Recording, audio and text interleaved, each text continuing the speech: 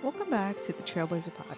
I'm your host, Faye, and each week I bring you stories of Jewish women who are trailblazers. This week, Jillian Gothelf is back, and this time she's brought someone incredibly special, her 94-year-old grandma, Nana Joan. Together, they open their hearts to explore what it means to return to your roots, carry history forward, and to find hope even in complicated times. Through stories of survival, strength, and spiritual rediscovery, Joan and Jillian invite us into an intimate, intergenerational journey of Jewish identity. Let's dive in. Hi, it's so nice to meet you. Good morning. Good morning. Nice to meet you. Thank you so much for doing this. I'm a little bit fangirling right now. I don't even know you, but Jillian has talked so much about you and she said such nice things. So I'm so excited to get into this. Jillian, this is your second time on the podcast, and last time we talked a little bit about what you do for work and the podcast that you have. And at the end, we were talking about when we already logged off, we're talking about how you have a really interesting journey with Judaism. And then you brought up your grandma and her journey with Judaism, and I said we got to have you both on. So I'm so grateful to do this, and I'm very excited about this one because I typically have my questions formed and my episode curated before I talk to my guest, but I just want to get to know you two. So this is going to be a very genuine, organic conversation. So if it's okay with you, I want to start by asking Joan, your grandmother, how she grew up in terms of Judaism. Okay, that's a really good question. I grew up a happy child. My parents were both from Poland. They had arrived at different times in the 20s. And I grew up in Manhattan on the east side, in what is now known as the fashionable Upper East Side. Yeah. At that time, it was called Yorkville because I was born in 1930. At the time I was born, there was a serious depression, but I wasn't aware of it because I never worried about being hungry. I never had to worry about financial things. Mm-hmm. I just had to do whatever it was that my parents wanted, and they were not unreasonable. So I had a happy childhood. What about your connection with Judaism at the time? At the time, my mother's family was still in Poland, and as things got worse, I, of course, didn't know any of the political reasons, but my mother would cry a lot. Oh. And I guess because I was 5 or 6 years old, I assumed I did something wrong. Otherwise, why would she cry? Oh. So I kept telling her, I won't do it again, just tell me what it is. But as far as Judaism went, my mother kept a kosher home, lit candles, but they did not observe the Sabbath. They did not go to shul on a regular basis. And the only holidays that we celebrated were Rosh Hashanah, Yom Kippur, and Passover. I grew up knowing that I was Jewish only because wherever I went, I was called the dirty Jew. Really? At the time that I lived there, it wasn't called the fashionable Upper East Side. It was called Yorkville. And the German Bund marched every week out on York Avenue from 72nd Street up to 86th Street. Oh my gosh. It was the center of the Bund. And my father had a store in the neighborhood, so everybody knew I was Engelsberg's daughter. And my parents were afraid for my safety. So I did not have a chance to go out and play like most kids do. I stayed by the store so that my mother and father knew that I was safe. And some upper grade boy would walk me home so that nothing could happen to me on the way. Wow. So I knew I was Jewish that way. And of course, it was very different then. I mean, before Christmas, you would have a Christmas tree in the lobby of the school, and children would go out to decorate the lobby and put an ornament on. And I was never allowed to do that because I was Jewish. I never took off for minor Jewish holidays because you don't do that. I never understood it, but I lived by it. And yet, all in all, especially as I grew older, when I got to junior high school, which was a school that all girls. They took in a much wider area. There were many other Jewish children there. And although the non Jewish kids were not that friendly with you, but also most of the Jewish kids were in something called the RA Rapid Advancement classes. We skipped 7B and went from 7A to, I don't know, we just skipped a year and we had to take Latin and had to learn how to type because we were all going to go to college. Mhm. So it was like a separation. And as I grew older, I recognized the fact, without understanding why, I felt much more comfortable with Jewish people. I didn't have to explain anything with Mhm. them. Whereas Christians wanted to ask me questions about Judaism. And as I grew older, I did not look Jewish then. And so in social situations, people would tell jokes about Jews, and I wouldn't smile. And they would look at me and say, I guess you don't realize I'm Jewish. And there would be a dead silence. Oh no. And I was really reinvited. Wow. Can I ask you, like, being called the dirty Jew, I like, thought it was one word when I was a little girl. like, it seems like it just came up and over, but how did you internalize that? Did it make you feel like a dirty Jew, or did you just know it was like this derogatory term? Actually, I asked my mother, because they didn't say it nicely, why people cursed me by calling me a dirty Jew. And my mother said, don't ever say that. Oh, okay. And they're ignorant, they're stupid. You are a wonderful Jewish girl, and you have to remember you are Jewish. You have to be smarter than the others. You had to never, ever do anything wrong because you were Jewish. You just had to be a special person. Wow. A lot of responsibility. A huge amount of responsibility, Yeah. especially in college. Why, and especially in college? Well, when you get to college, you're confronted with and open to new philosophies. Mm. I had a split major and a split minor. My major was English, and it was split with philosophy. And my minor was theater, which was split. My mother wanted me to take some education courses. I took one and walked out of the second lesson. I couldn't stand it. It was just totally ridiculous. Wow. These people knew. I forgot to tell you, my father had a business. And from the time I was 8, I was actively involved. I was at the cash register making change.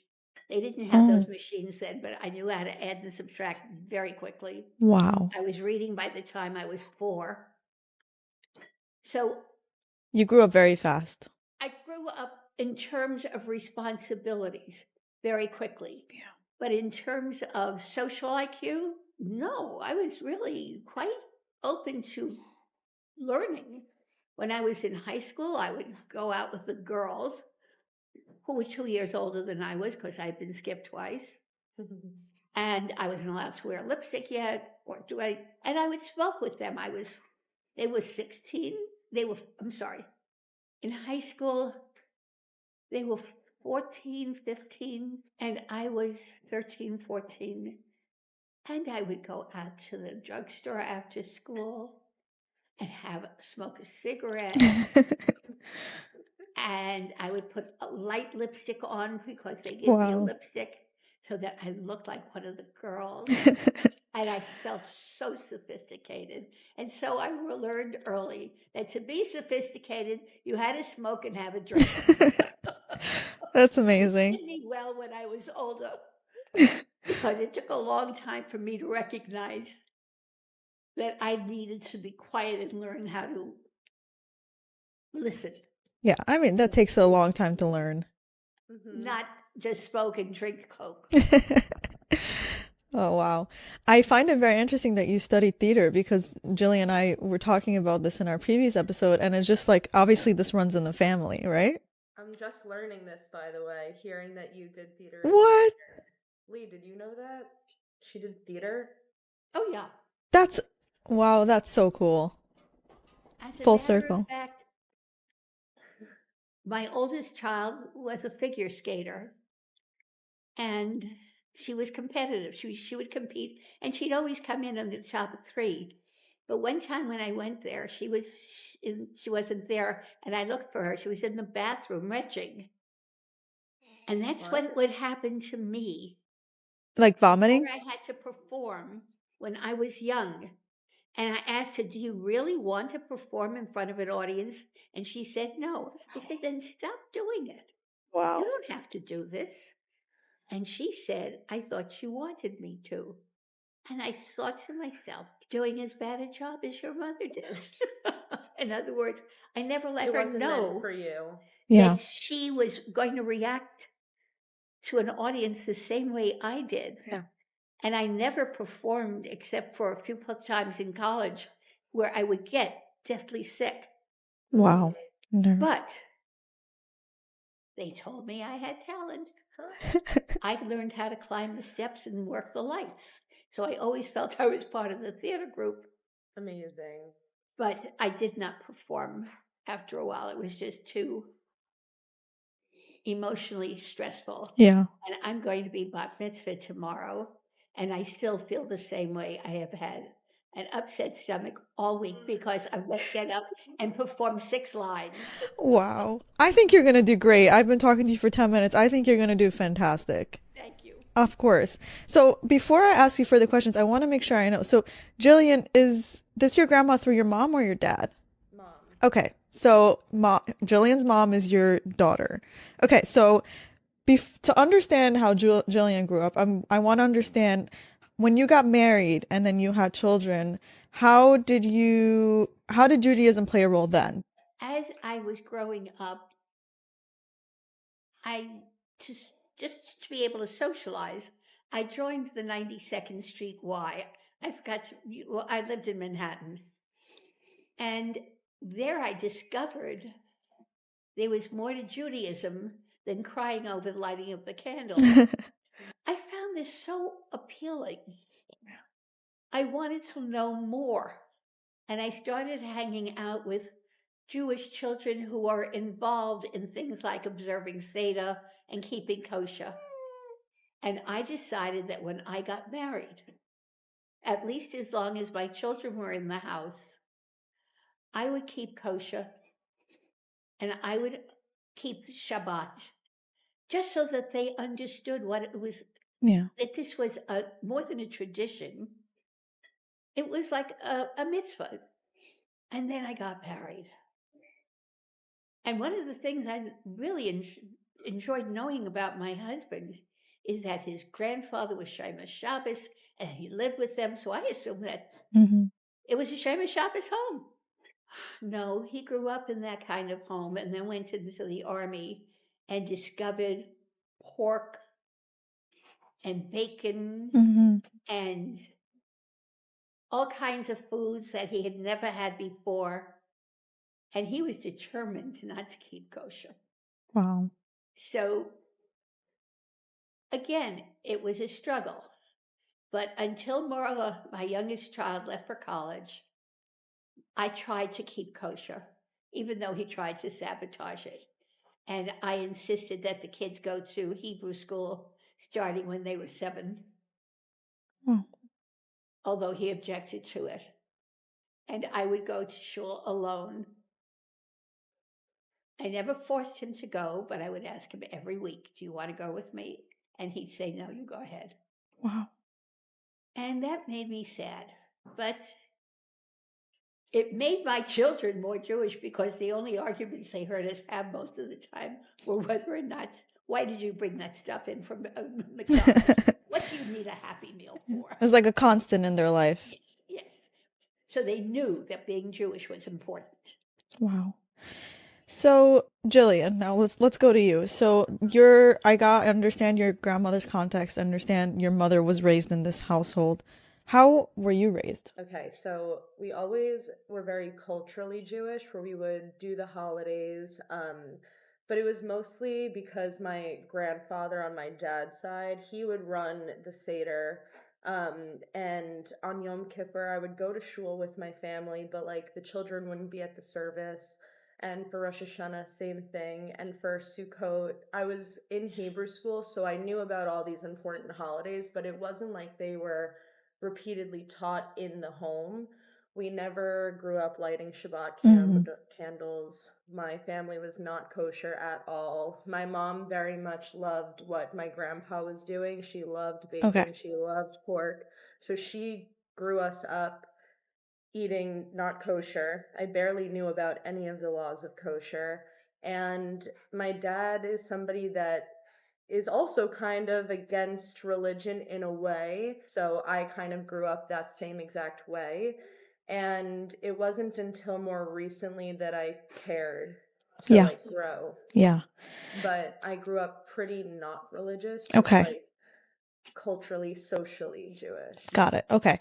So, Joan, how did it make you, and if I get too personal, feel free to not answer my question, but how did it make you feel watching your grandchildren grow up this way when you tried so hard to keep Judaism in your home and in your life?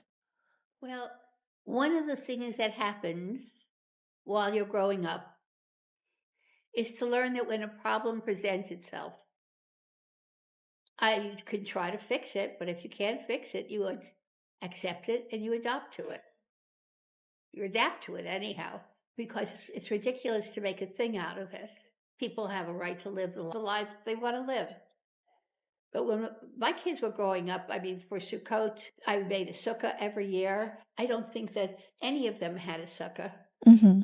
But my son married someone whose family was more respectful. My son's father-in-law went to shul on Friday nights, and I don't think they kept kosher, but I can't swear to anything. Papa Moore did too, though. I know that Papa Moore did, and I know that his kids resented it. Yeah. Mm-hmm. Interesting. I just didn't want my kids to resent any of this. I wanted them to be open to learning as much as I did, even though I didn't know that much. Wow. It was fine. However, I didn't really learn about Judaism, understand where and why kashrut existed, why I challenged many of the things I didn't know a thing about. I just challenged them. It's easier to challenge things when you know nothing about them. Right. And what happened is growing older. I know many people fear growing older, but I will tell you, these have been the best years of my life. Wow. I adored having children. It was exciting. It was wonderful. And that's why I adore having grandchildren. It was exciting and wonderful. And now I have great grandchildren, and it's just as exciting and So wonderful. beautiful. And I had time, and I began to explore the history of the Jews and what was the philosophy in the Torah and how did it compare to the other religions. In other words, I was doing an intellectual exploration. And the more I did that, the more I said, I really have to study this religion. It's fascinating. And if you go back to what life was like 2,500 years ago, and you examine the laws of the Torah, you see how closely they compare to what life was like then. It's a morally uplifting, and it's really a spiritually wonderful religion. Can I ask how old you were when you started studying Judaism in an intellectual way? I must have been in my early 70s. Wow. And now Now 94? I'm going to be 95 in August. Wow.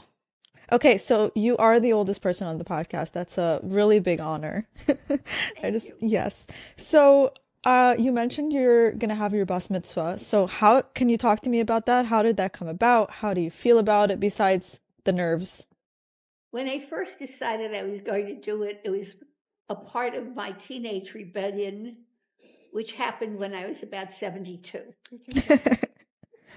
I love that. Whom I adored. And I was what is known as a good girl. Mm-hmm. I listened to what my parents had to say, and I respected what they said. And he said, "You don't get bat mitzvahs, there's no such thing." Oh. When Vicky, my oldest daughter, her mother, became a bat mitzvah, he wasn't even going to come. I said, "You have to come. Mm-hmm. And you have to take this seriously because she does." And when she finished reading her portion of the Haftorah, he was in tears. Wow. He thought it was wonderful. He said, "But women should not be doing that. That is not what a woman does. Nowhere in the Torah does it say a woman does that." And he's not wrong. However, if you go into Mishnah, you find out a whole lot of other things, especially about women who were not given as much credit, but who really kept Judaism alive Yeah. after the destruction of temples, etc. So I was not going to be bat mitzvah because my father said women don't get bat mitzvah. And somehow or other, I said one day when I was sitting in shul, I want to do that. I want to be bat mitzvah. I have a right to be bat mitzvah. I should be bat mitzvah. I should learn more about Judaism, and then I can become an adult member of the congregation. Amazing. And I did. And I will tomorrow. So she's finally becoming a woman. I love it. Do you know how at the end of every bar mitzvah or bat mitzvah, the rabbi gets up and says, "Now you are welcome Yeah. as an adult into the family of Yeah. And now that I'm 94, I think I'm willing to become an adult." That's amazing. I think it's so beautiful that you are doing that at this age. I have a wonderful book for you if you're interested. I had a woman, her name is Dr. Eliza Levine, and she was a member of the Israeli Knesset. And she wrote a book for women who are going to be bas mitzvah. So either when you're 12 or women of any age. And she basically shares stories of 59 Jewish women in history that it's exactly what you're talking about and why bas mitzvah. I'm now reading women who were written out of the Bible. Yeah. Out of the Torah. Yeah, and it's really amazing, and it's always been there. It's right.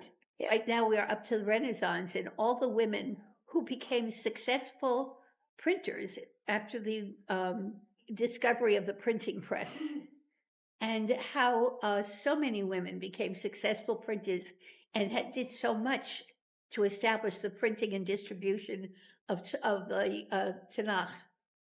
Wow. That's so fascinating. I'm learning a lot from you. I find it so interesting that your grandmother's going through this journey and then you're going through your own journey.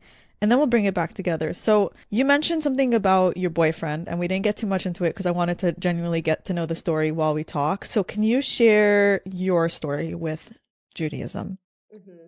So I was totally fine not being any part, like any religious. Yeah, I was pretty secular and I was totally fine with it. And my boyfriend is the first Jewish person that I've ever dated. Yeah. And he is someone that comes from a religious family. And I used to grow up watching, I mean, like over the pandemic, I watched a whole like that movie Unorthodox, and it really displays the Orthodox community in a negative light. And I think that secular Jews look at Orthodox and Hasidic Jews as like they don't like us, they're not nice to us, even though we're Jewish. There's like this bad stigma towards religious Jewish people. And so I kind of formed that opinion based off of the movies that I was seeing and the things that I was hearing.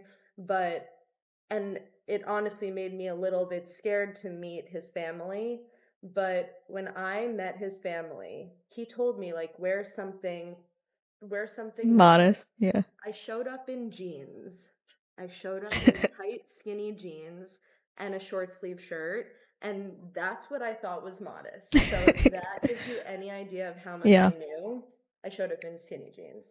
So I get to his house and I meet his family, and they are just the most wonderful, sweetest, welcoming people, completely respected everything that I came from and just wanted me to like feel welcome and Wow. open to just hear their point of view. And it really just opened up my eyes so much to how beautiful Judaism is and how much there is to learn about it. So I took it upon myself to go to Israel and kind of do a little bit of soul searching and take classes.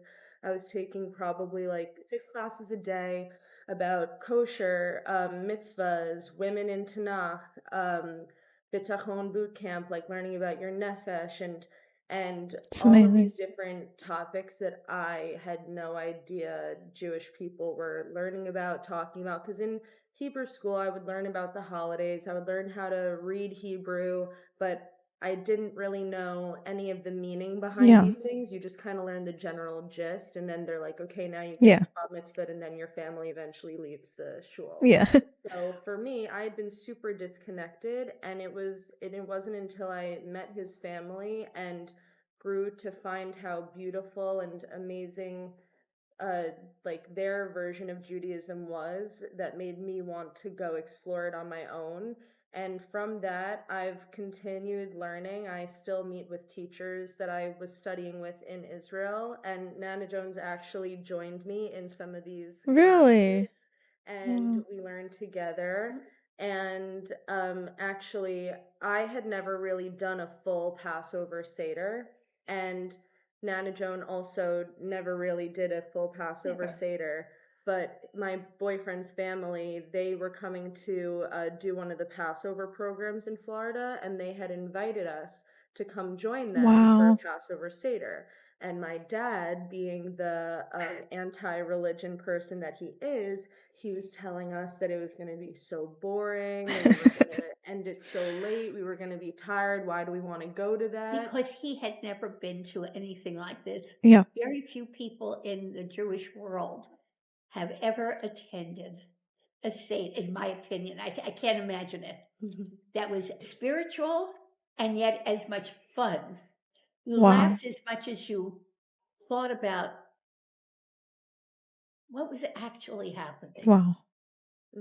And we went to this Seder together, and I honestly didn't know what to expect. Maybe you had more expectations, but I was just having such a blast because they made it super engaging. They told the story in a way that if we wanted to ask questions, we could. They really explained Yeah. everything to us in a way where like they welcomed us and were just so happy that we were there and wanted to be with them. And Nana Joan, at the end of the Seder, which now it's like midnight, Yeah. the Seder was going on for 4.5 hours. We didn't even realize the time flew by. Wow. And she said to his family, she was like, all my life I've wanted to be at a Seder table like this. And I'm so glad that I finally got to have this in my life. I Wow. always dreamed it could be like that. All my life, my father, and when I was 9 years old, my sister got married, and my brother in law would race each other to see who could finish the Haggadah first. We had no part in it. They would just go on, and it's now it's time to put your finger in the wine. Bup, bup, bup. Yeah. And I think that we both are on this journey of just realizing how beautiful the religion is and learning what we want to take on, how to deal with potential like shame that we feel from not taking on certain things growing up. And yeah, we're just kind of navigating it, and we always like we'll talk about it with each other. And yeah, I'm just glad that I have somebody in my family that's going through this with me, It's so and special. we're loving the journey that it's taking both of us on. And Nana Joan tells me all the time that I would be just the most spectacular modern Orthodox woman. Oh. And I think that she kind of wants me to live her dream. Yeah, Like to live vicariously through you. Yeah. Yeah. it's so wonderful. I have that. Wow, it's so special. I really am very impressed. So What happened with you? I was a very questioning child, and I wasn't rebellious, but I always was like, why, right? I think you can relate to that a little bit. And so with the support of my parents, thank God, I'm so lucky. I switched to a modern Orthodox school and just was trying to figure out what it really meant to me. And I went to college in California, so I went across the country.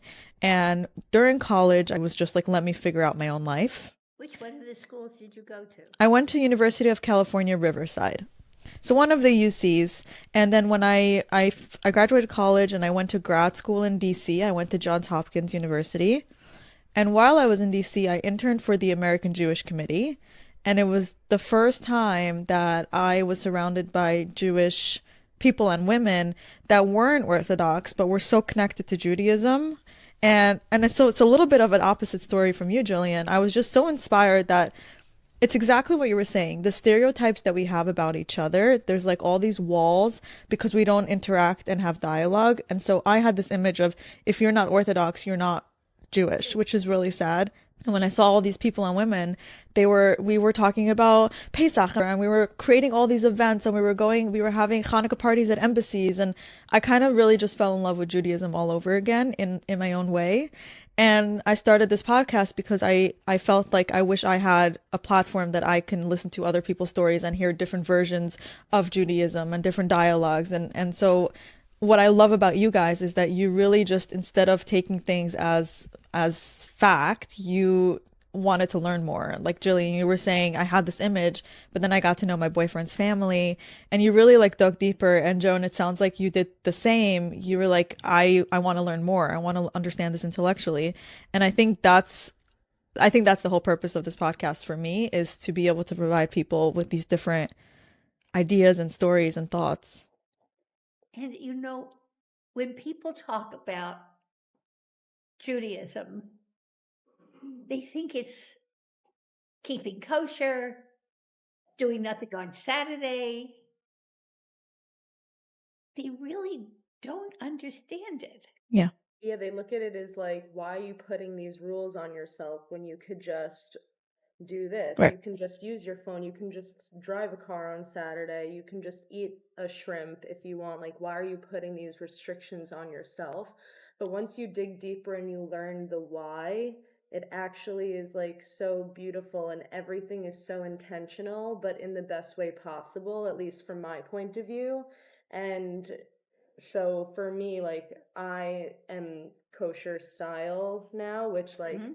my family is still confused. They're like, but you still don't eat shrimp? Like for them, it Yeah. doesn't click. They're not like it's a little bit difficult to navigate because they're not so accepting because they don't know. Right. They don't know what we know.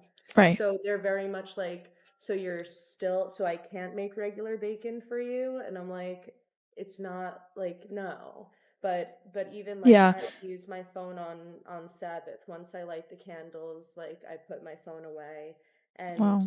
they still don't understand. But like for me, I don't need them to understand. It's what makes me happy because I know the deeper meaning of these things and I know my intention with doing it. And to me, it's all like a beautiful meaning behind it. So for me, I've taken on certain things from even just spending 3 weeks in Israel, just learning so many different aspects about Judaism and finding the beauty in it. And I'm still continuing to learn, but I think that my friends are just kind of identify as Jewish and they'll never understand. And I think for me, it's just coming to terms with like, I don't need anybody to understand why I do what I Yeah. do. It's a lifestyle for me. And like, if you have questions, I'm happy to answer. But this is what makes me happy. And my boyfriend is kind of shocked to see the turn that I've taken because I started from a very secular place and Yeah. now I'm growing and he's kind of just happy to take on whatever it is that I want to take on in the future. I think that people are just very closed minded about it because of these stereotypes that Yeah. we've grown up to know about each other. What? Yeah. I think it's more than that. I think that if people from birth are used to having bacon and eggs and don't think about it, are used to going to a Chinese restaurant and getting a shrimp dish. Hmm. They don't think about it. And I don't judge them. Orthodox Jews don't know. They don't miss bacon. They've never had it. When it comes to me, I have children who will continue to eat whatever they want to eat. Yeah. I have a child who eats bacon all the time. It's like one of the basic foods. And I'm going to have to get her used to a different kind of bacon, a beef bacon or a turkey bacon or something. But I don't judge them. And Mhm. I don't want anyone who's Jewish to think that the thing that makes you or doesn't make you a Jew, the thing that makes you less of a Jew, is not keeping kosher. That's one of the mitzvot. But that's not what makes you a Jew. End of the day, we're all Jewish. And it comes down But to that. and we have to stand together. Yeah. Hmm. And this is the wrong time to say it. You can cut this out. I am concerned about the children who are 20 years or younger. They don't know what Israel is about. They really don't know anything about anti Semitism because for the last 20 years Yeah. it wasn't polite to be anti Semitic in public. You did that privately when you were with other people who were anti Semitic. They don't understand. They don't know Israel from before the time it was a state. Yeah. They don't know anything and they don't have the emotional connection because from the time that they were born, Israel has been thought of as the oppressor. Israel has been thought of as the stronger country. They're not stronger, for goodness sakes. Yeah. They're just more 21st century. And well, I'm not going to preach here. No, I'm not going to cut this out. This is very important. Don't ever stop feeling sorry for people who need help. But the enemy of the Palestinians they're not the Jews, they're Hamas. Hamas would not, today, Hamas kills anybody that they hear about who says that it's time for them to go. Hamas is an army in a land where there are no jobs for men except being a soldier. And if you're a soldier, you need a war to fight. Yeah. And people have got to understand the world that they're living in. At the time of Abraham, each tribe would fight with the other tribe. Yeah. But Hamas is trying to be the Amalekites. Yeah. Mm. I just worry about our youngest generation of Jews. Started off with you saying you were called a dirty Jew. And then you were saying the last 20, 30 years, we didn't really experience that much anti-Semitism. How did it feel when October 7th happened and the state we're in now? Like, how does that affect you? She's very Oh, God. she listens to classes and she Oh, my, no, has the Jewish network running all the time. Just she listens to the war no, war news all the time. Wow. all the years since Israel was formed, I have been terrified because I knew it would come back. I Wow. could feel it.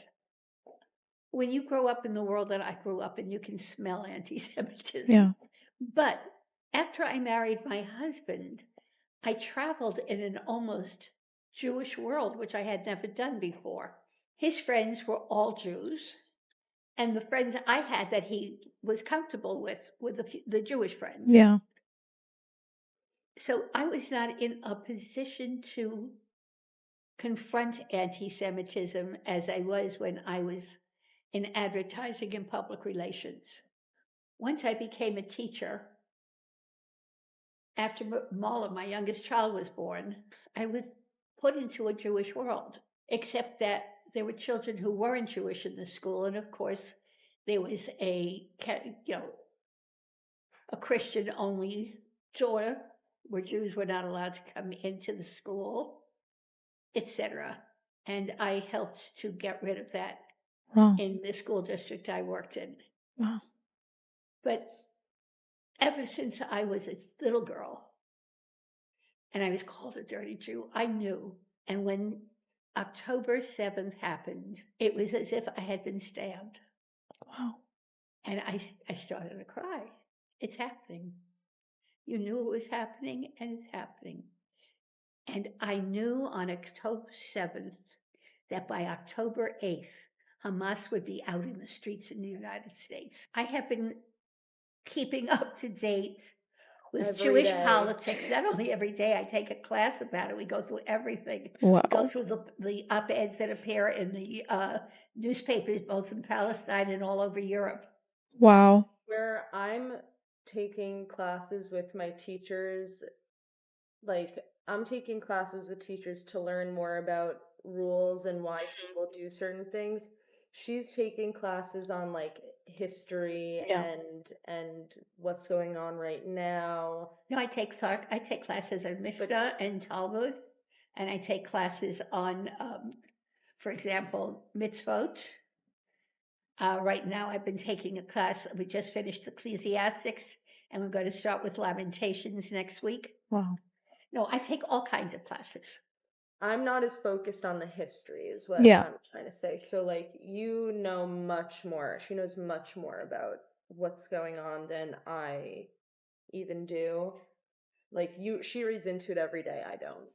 You have to understand, you have been interested in this for a much shorter time. I know. So, just based on the amount of time I've spent, I should know more than you. Otherwise, Sizalchan is saying.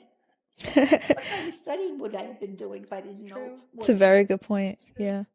So actually, on that point, I want to ask you, this is not a Judaism question, but you are almost 95. And if you can give us, me and Jillian and anyone listening, one piece of advice based on all the experience you've had throughout your life, what would it be?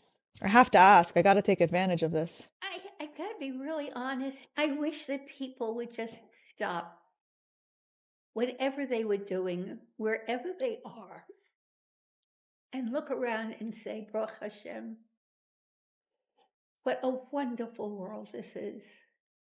Look at what I have. Look at what I've had, and look at what I can do tomorrow. Life is beautiful. I want people to understand the only thing you have in this world is time. And how you spend that time from the time you're born until the day you die, that's your life. Yeah. And it's been a gift that's given to you. Beautiful.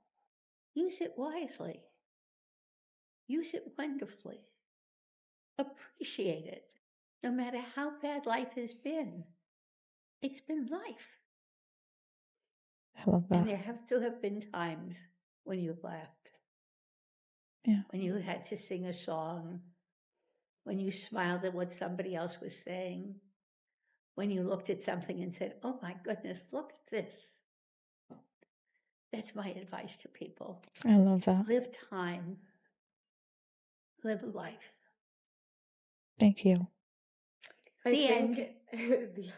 I think that something also like a reason that we think that Nana Joan has been able to like live as long as she has and has so many more years ahead of her is because of her positive mindset.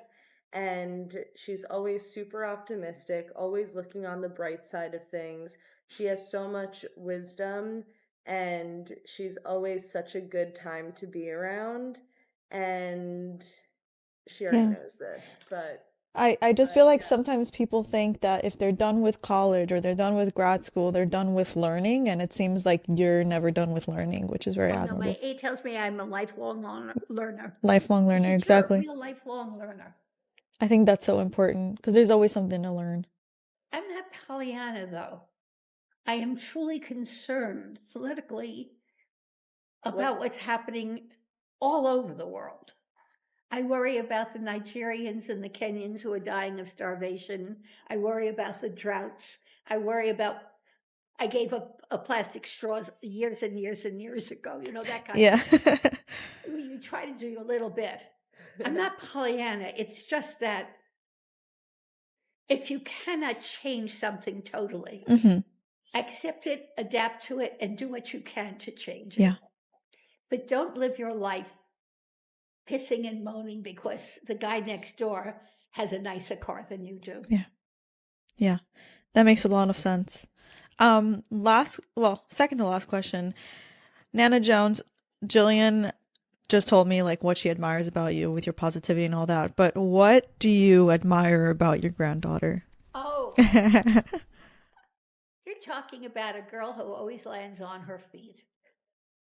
She has such a talent for being able to cope with whatever life gives to her. Exactly what you just said, the adapting, right? Mm-hmm. Maybe I get that from you. No. There's a piece of Jillian that will always be open to learning in life, but her sister's exactly the same way, and my other grandchildren are exactly the same way. I think I'm the luckiest woman in the world, quite honestly. So I beautiful. have children who poo are healthy. My grandchildren are healthy. My great grandchildren are the most adorable, and I'm prejudiced. Most adorable is probably too much, but We all are. what can I tell you? Yeah.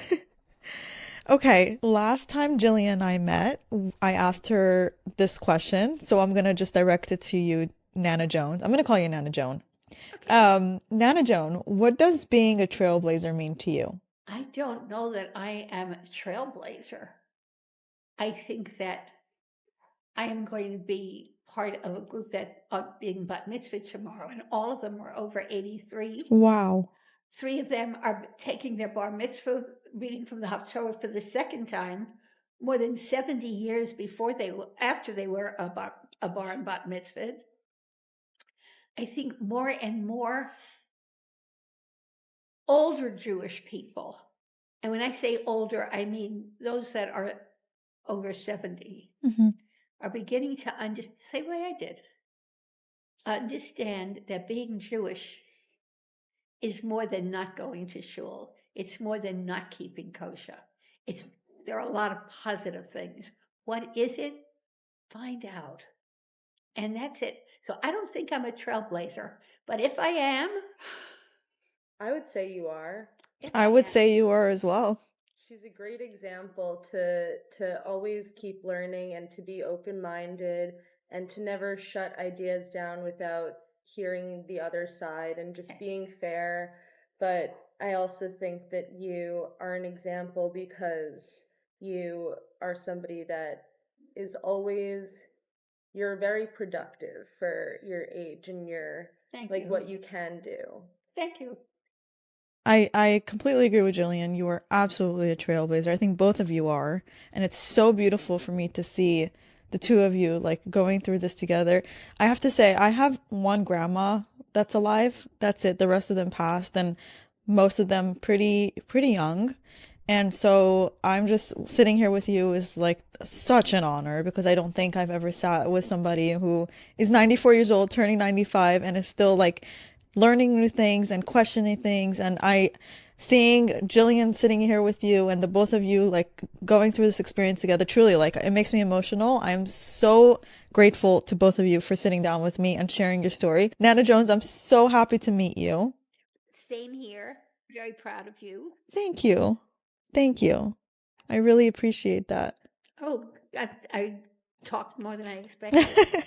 I love your story. I think like we can do 3 hours or more about your childhood and what you went through.